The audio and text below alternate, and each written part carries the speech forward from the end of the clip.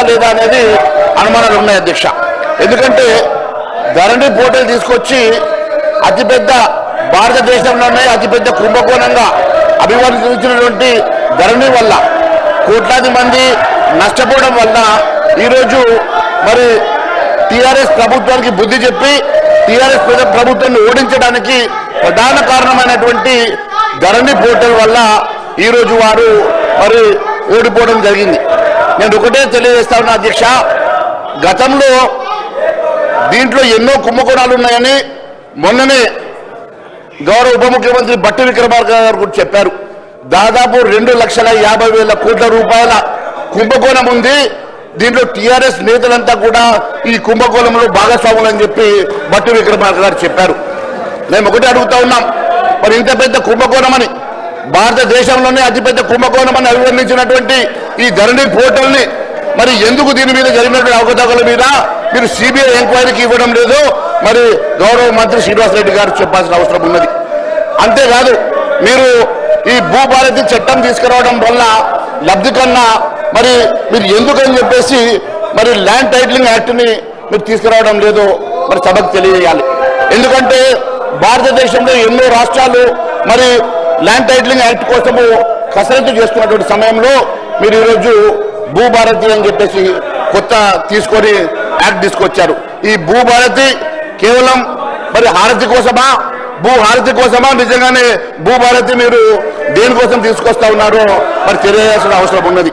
అధ్యక్ష, land titling act ఒకవేళ తీసుకొచ్చినట్లయితే యజమాని చాలా స్వేచ్ఛగా తన ఆస్తులు కాపాడుకోవడానికి ప్రభుత్వమే గ్యారంటీగా ఉంటుంది. కాబట్టి ఒక్కసారి ఆ యాక్ట్ ద్వారా వారికి టైటిల్ వచ్చినట్లయితే వారికి పూర్తిగా ఆ టైటిల్ ద్వారా వారు స్వేచ్ఛగా ఉండొచ్చు. దానికి ప్రభుత్వమే గ్యారంటీగా ఉంటుంది. కాబట్టి అలాంటి యాక్ట్ మీద కసరత్తు చేస్తే బాగుండేదని మేము భావిస్తూ ఉన్నాం. అంతేకాదు అధ్యక్ష, భూదారు కార్డు అందోదారుల కాలంలో రైతులకు మళ్ళీ మీరు చేరుస్తామని చెప్పడంతో రైతులు కొత్త ఆందోళన వస్తూ ఉన్నది. దేనికోసం అని చెప్పేసి మీరు ఈరోజు మళ్ళీ ఇలాంటి కాలమ్స్ పెట్టేసి కన్ఫ్యూజ్ చేస్తూ ఉన్నారు. మరి మళ్ళీ దాని బదులు ఏ రకంగా ఈ సమస్యను పరిష్కారం చేసి దానికన్నా ల్యాండ్ టైటిలింగ్ యాక్ట్ తీసుకురావడం వలన మరి ప్రభుత్వమే గ్యారంటీగా నిలుస్తుంది. కాబట్టి అలాంటి యాక్ట్ తీసుకొస్తే బాగుండేది. మళ్ళీ మీరు దీంట్లో తీసుకొచ్చేటువంటి యాక్ట్ వలన మరి రైతుల్లో ఆందోళన ఏర్పడే అవకాశం ఉంది. కాబట్టి దాని మీద ఆలోచన చేయాల్సిందిగా కోరుతా ఉన్నాను. అదే కాదు అధ్యక్ష, ధరణి పార్ట్ బిలో పెండింగ్ లో పెట్టినటువంటి భూముల సంఖ్య దాదాపు 18,45,000 ఎకరాలు అని చెప్పేసి మొన్ననే మరి మీరు వేసినటువంటి సబ్ కమిటీ ఒక రిపోర్ట్ ఇచ్చింది అధ్యక్ష. ఆ నివేదికలో చాలా స్పష్టంగా అందులో వివిధ కారణాలతోటి 13,38,000 ఎకరాల భూమి మరి పార్ట్ బిలో పెట్టినట్టు, ఏ కారణం లేకుండా 5,07,000 ఎకరాల భూమి పెండింగ్ లో పెట్టారని చెప్పి పేర్కొన్నారు అధ్యక్ష. అంటే దాదాపుగా 18,45,000 ఎకరాలు పార్ట్ బిలో పెట్టి దాంట్లో పెట్టినటువంటి భూముల్లో భూదాన్ భూములు ఉన్నాయి అధ్యక్ష, వక్ఫ్ బోర్డు భూములు ఉన్నాయి అధ్యక్ష, దేవాదాయ భూములు ఉన్నాయి అధ్యక్ష, అటవీ భూములు ఉన్నాయి అధ్యక్ష, అంతర్రాష్ట్ర మరి ఎన్నో ఇతర వివాదాలు ఉన్నటువంటి భూములు కూడా దాంట్లో ఉన్నాయి అధ్యక్ష. ముఖ్యంగా ఇలాంటి భూములన్నీ కూడా రంగారెడ్డి, మెదక్, హైదరాబాద్, ఉమ్మడి జిల్లా పరిధిలోనే అత్యధికంగా ఇవి ఉన్నాయి. కాబట్టి ఎంతో విలువైనటువంటి భూములు కాబట్టి మరి వాటిని ఏ రకంగా పరిష్కారం ఇస్తారో మరి ఎప్పటి లోపల పరిష్కారం చేస్తారో తెలియజేయాల్సిన అవసరం ఉన్నది అధ్యక్ష. లక్షల కోట్ల రూపాయల స్కామ్ అని చెప్పి మంత్రులు అంటున్నారు అధ్యక్ష. లక్షల కోట్ల రూపాయల స్కామ్ అని చెప్పి ఉప ముఖ్యమంత్రి గారు కూడా అంటున్నారు అధ్యక్ష. మరి ఏడాది దాటినా కూడా మరి ఈ వివరాలు ఎందుకు, దీని మీద విచారణ ఎందుకు చేస్తలేరో మరి తెలియజేయాల్సిన అవసరం ఉన్నది అధ్యక్ష. సుమారు 25,000 ఎకరాల అసైన్ భూమి అధ్యక్ష అన్యాక్రాంతమైనట్టుగా భూములు మొత్తం విలువ 2.5 లక్షల కోట్లని చెప్పి ఈ మేరకే ఖజానాకి, ప్రభుత్వ ఖజానాకి గండిపడిందని, నష్టం జరిగిందని ఉప ముఖ్యమంత్రి బట్టి విక్రమార్క గారు మొన్ననే మాట్లాడారు అధ్యక్ష. మరి 2,000 ఎకరాలు తమ బినామీ పేరుతో మార్చుకున్నారని జీవో 59 ముసుగులో బీఆర్ఎస్ పాలకులు 100 కోట్ల విలువైనటువంటి భూములు మింగేశారని రెవెన్యూ మంత్రి పొంగిరెడ్డి శ్రీనివాసరెడ్డి గారు తాజాగా సందర్భంగా మాట్లాడే సంగతి నేను గుర్తు చేస్తా ఉన్నాను అధ్యక్ష. ధరణి ముసుగులో మరి ఈ రకంగా లక్షల కోట్ల విలువ చేసేటువంటి భూములు ఒక్కసారి మళ్ళీ ఒకసారి అప్పీల్ చేస్తాను. బీఆర్ఎస్ నాయకులకు దయచేసి మీ సీట్లలో కూర్చోండి. ఇది గవర్నమెంట్ బిల్లు, రైతులకు సంబంధించింది, ప్రజలకు సంబంధించింది. ఎన్నో ఏళ్ల నుంచి ఈ బిల్లుతోని చాలా ఇబ్బందులు పడ్డ పరిస్థితి మీకు తెలుసు, మాకు తెలుసు. మళ్ళొకసారి నేను మీకు అప్పీల్ చేస్తున్నా, నేను ఇచ్చినప్పుడు మీరు మాట్లాడలేదు, మళ్ళీ సీరియల్ వచ్చినప్పుడు ఇస్తా, మీరు కూర్చోండి. మహేశ్వర్ రెడ్డి గారు అధ్యక్ష, మరి మొన్ననే గౌరవ మంత్రి పొంగులేటి శ్రీనివాసరెడ్డి గారు మాట్లాడుతూ మరి 100,000 కోట్ల విలువైనటువంటి భూములు మింగేశారని రెవెన్యూ మంత్రి పొంగులేటి శ్రీనివాసరెడ్డి గారు డిసెంబర్ 6వ తారీఖు రోజు మాట్లాడారు అధ్యక్ష. మరి ధరణి ముసుగులో జరిగినటువంటి భూ అక్రమాలన్నీ బయట పెడతామని, దాని వెనుక ఎంత పెద్దవారున్నా వదిలే ప్రసక్తి లేదని ఇప్పటికే పలు సందర్భాల్లో మరి మంత్రి శ్రీనివాసరెడ్డి గారు కూడా అన్నారు అధ్యక్ష. నేను ఒకటి అడుగుతా ఉన్నాను అధ్యక్ష, మరి 1000 ఎకరాల అక్రమమైనటువంటి భూములు, లక్షల కోట్ల స్కాము, బడా బాబుల హస్తం మరి సిబిఐకి ఎందుకని మీరు విచారణకు ఇవ్వడం లేదో మరి ఒక్కసారి తెలియాల్సిన అవసరం ఉన్నది అధ్యక్ష. ఎందుకంటే ధరణి వచ్చాక పార్ట్ బిలో పెట్టిన భూములు ఎన్ని 1000 ఎకరాలు ప్రైవేటు వ్యక్తుల చేతుల్లో వెళ్ళాయో ఆ అంశాల మీద జిల్లా కలెక్టర్ నుంచి ప్రభుత్వానికి ఇదివరకే నివేదికలు వచ్చాయి అధ్యక్ష. బినామీల పేరుతో పెద్ద ఎత్తున భూములు చేతులు మారినట్లు గుర్తించినప్పటికీ అందుకు బాధ్యులైనటువంటి వ్యక్తులపై చట్టపరమైన చర్యలు తీసుకునేందుకు ప్రభుత్వం ఎందుకని ఉపేక్షిస్తున్నది? మంత్రులు ఆరోపణలు బట్టి చూస్తే ధరణి ముసుగులో జరిగిన అక్రమాలు, భూదందా భారతదేశంలోనే అతిపెద్ద ల్యాండ్ స్కామ్ గా అనిపిస్తా ఉన్నది. మరి ఇంత పెద్ద స్కామ్ పై విచారణ జరిపించకుండా కాంగ్రెస్ సర్కార్ ఎందుకు ఉపేక్షిస్తున్నది? దాని వెనుక మతలం ఏమున్నది? బ్లాక్ మెయిలింగ్ సెటిల్మెంట్లేనా, లేక ఇంకేమన్నా మరి ఉన్నాయా అని చెప్పి అనుమానాలు కూడా ప్రజల్లో తలెత్తుతున్నాయి అధ్యక్ష. మరి భూ అక్రమణ నీకు తేల్చడానికి సిబిఐకి విచారణ ఇవ్వకుంటే ఎప్పటిలోగా న్యాయ విచారణ పెడతారు, స్పెషల్ ఇన్వెస్టిగేషన్ టీమ్ ని ఎప్పటి లోపల మరి మీరు అపాయింట్ చేస్తారో మరి తెలియాల్సిన అవసరం ఉంది.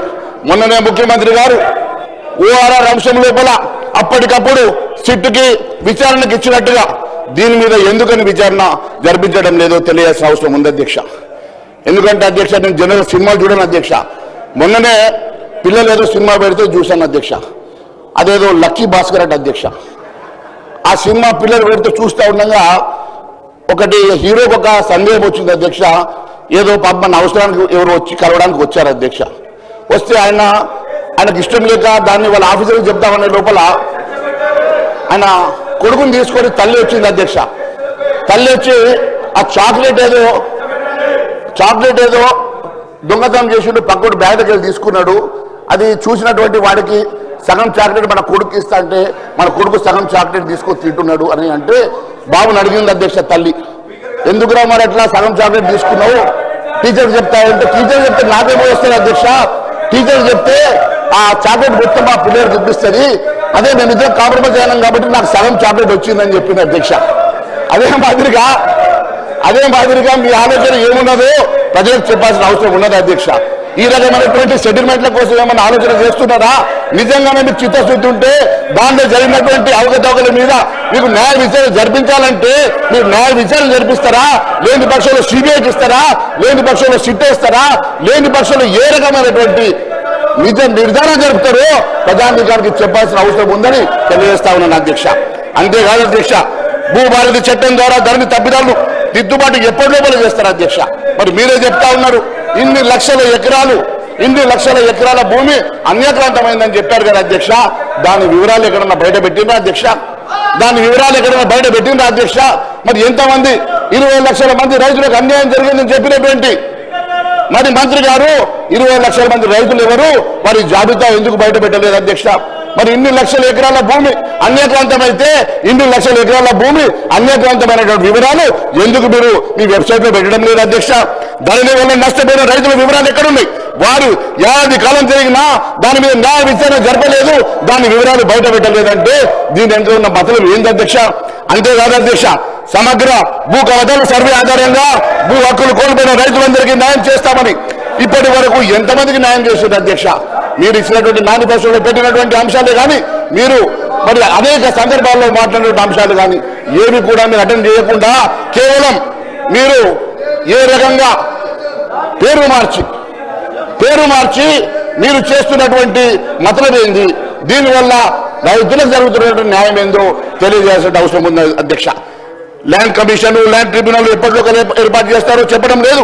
నివేదిక జాబితాలో చేరిన పట్టా భూముల తొలగింపు జరగకపోవడంతో రైతులు నష్టపోతలేరు అధ్యక్ష. అంతేకాదు అధ్యక్ష, నిషేధ జాబితాల్లో ఇప్పటివరకు ఉన్నటువంటి మరి ఎన్ని వేల ఎకరాల భూములు అవన్నిటికీ కూడా మరి ఎప్పటిలో మరి వాటిని సరిచేస్తారు, ఇప్పటివరకు ఎన్ని సరి చేశారో కూడా మీరు చెప్పలేకపోతున్నారు అధ్యక్ష. అంతేకాదు అధ్యక్ష, నిషేధిత జాబితాలో 13 లక్షల ఎకరాలు ఉన్నట్టుగా సమాచారం ఉన్నది కదా అధ్యక్ష.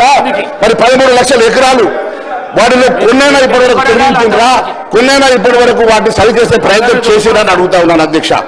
ఏడాది కాలంలో రైతులు కాంగ్రెస్ సర్కారు వచ్చినాక వాటన్నిటికీ కూడా న్యాయం జరుగుతుందని ఎంతో ఆశతో ఎదురు చూస్తున్నటువంటి రైతులకు ఇప్పటి వరకు ఎలాంటి కూడా లాభం జరగకపోవడంతో రైతులు ఆందోళనలో ఉన్నారు అధ్యక్ష. దానిని అక్రమాల ద్వారా బీఆర్ఎస్ నేతలు దోచుకున్న సొమ్ము ఎందుకని కక్కించడం లేదు అధ్యక్ష. గౌరవ ముఖ్యమంత్రి గారు కూడా అనేక సార్లు చెప్పారు అధ్యక్ష.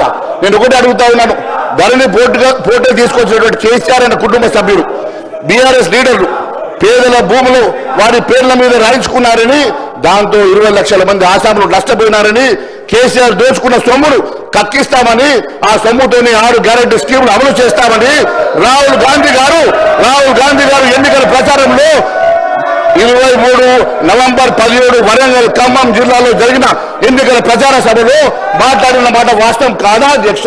ఇది రాహుల్ గాంధీ గారు మాట్లాడిన మాట చెప్తున్నా, చెప్తా ఉన్నా, డెఫినెట్ గా చెప్తాం. రాహుల్ గాంధీ గారు మాట్లాడిన మాట చెప్తా ఉన్నా. దాన్ని మీరు మీ స్థానం నుండి మాట్లాడండి.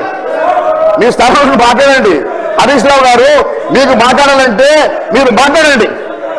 నేను ధరణి పోర్టల్లో కేసీఆర్ అన్న కుటుంబ సభ్యులు బీఆర్ఎస్ లీడర్లు పేదల భూములు వారి పేర్ల మీద రాయించుకున్నారని, దాని ద్వారా దాదాపు 20 లక్షల మంది ఆసాములు నష్టపోయినారని, కేసీఆర్ దోచుకున్న సొమ్మును తక్కిస్తామని, ఆ సొమ్ముతోటి 6 గ్యారంటీల స్కీములను అమలు చేస్తామని రాహుల్ గాంధీ గారు ఎన్నికల ప్రచారంలో 2023 డిసెంబర్ 17న వరంగల్ ఖమ్మం జిల్లాలో జరిగిన ఎన్నికల ప్రచార సభలో మాట్లాడారు కదా.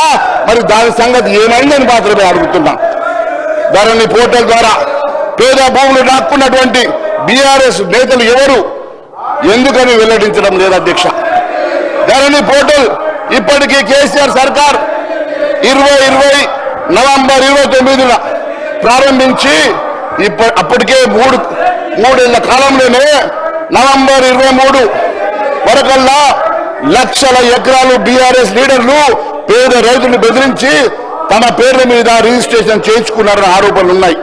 ఆ లెక్కలేంటో, భూములు కోల్పోయిన రైతులు ఎవరో, లాభపడిన గులాబీ నేతలు ఎవరో కాంగ్రెస్ సర్కార్ ఎప్పటికల్లా తెలుస్తుంది. ఇన్ని రకాలుగా లక్షలాది మంది రైతులు నష్టపోయినారు, లక్షలాది ఎకరాలు బీఆర్ఎస్ లీడర్లు తమ పేర్లు రాయించుకున్నారని ఆరోపించినటువంటి కాంగ్రెస్ నాయకులు ఇవి ఎప్పటి లోపల బయట పెడతారు, ఎప్పటి లోపల విచారణ చేస్తారు. ఎందుకని సిబిఐ ఎంక్వైరీ చేయించడం లేదో ఈ సభకు చెప్పాల్సిన అవసరం ఉంది అధ్యక్ష. ధరణి పుణ్యమాని గల్లంతైనటువంటి అసైన్డ్ భూముల సంగతి ఉంది అధ్యక్ష. తెలంగాణ ఏర్పడి 2014 నాటికి రాష్ట్రంలో 24 లక్షల ఎకరాల అసైన్ భూములు అధ్యక్ష. మరి ఇప్పుడు ఆ భూములు 5 లక్షలకు ఎందుకు కుదించబడ్డాయి, 5 లక్షలకు ఎందుకు తగ్గినాయి? అసైన్ భూములను బీఆర్ఎస్ లీడర్లు పేదలను బెదిరించి వారి నుంచి కొనుగోలు చేసి రిజిస్ట్రేషన్ చేసుకున్న వాటి వివరాలు ఎప్పటి లోపల మీరు వెల్లడిస్తారో తెలియాల్సిన అవసరం ఉన్నది అధ్యక్ష. అంతేకాదు అధ్యక్ష, అన్యాక్రాంతమైనటువంటి 2 లక్షల కోట్ల విలువైనటువంటి భూముల సంగతి వివరాలు ఎప్పటి లోపల వెల్లడిస్తారో